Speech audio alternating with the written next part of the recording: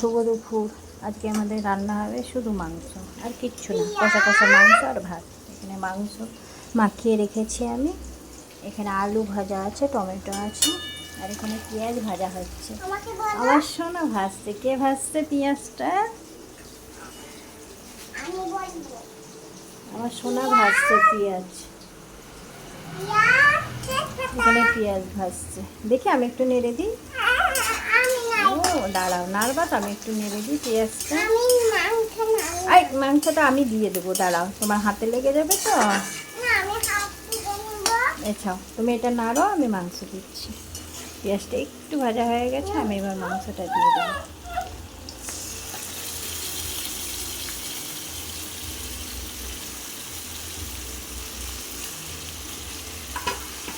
দাও আমি একটু নেড়ে দিই, তুমি তো অনেকটা পারবা না, অনেকটা মাংস আছে।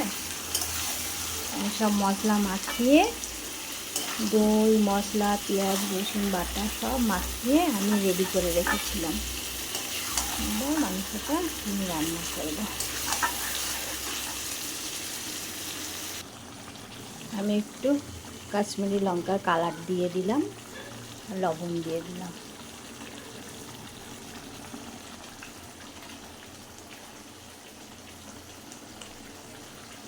আপনাদের পছন্দ মতো লবণ দিয়ে নেবেন।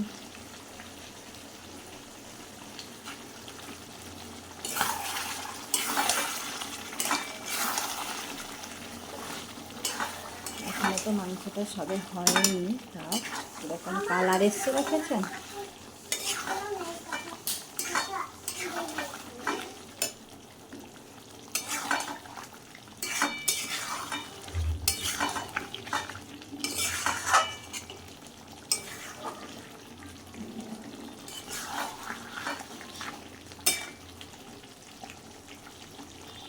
এরপর আমি কাটা ছিল একটা টমেটো, ওটা আমি দিয়ে দিলাম।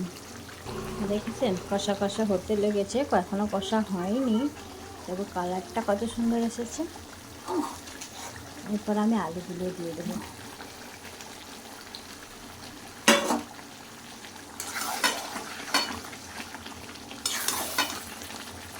তারপর নেড়ে দেবো আমি। কত সুন্দর কালার এসেছে দেখুন।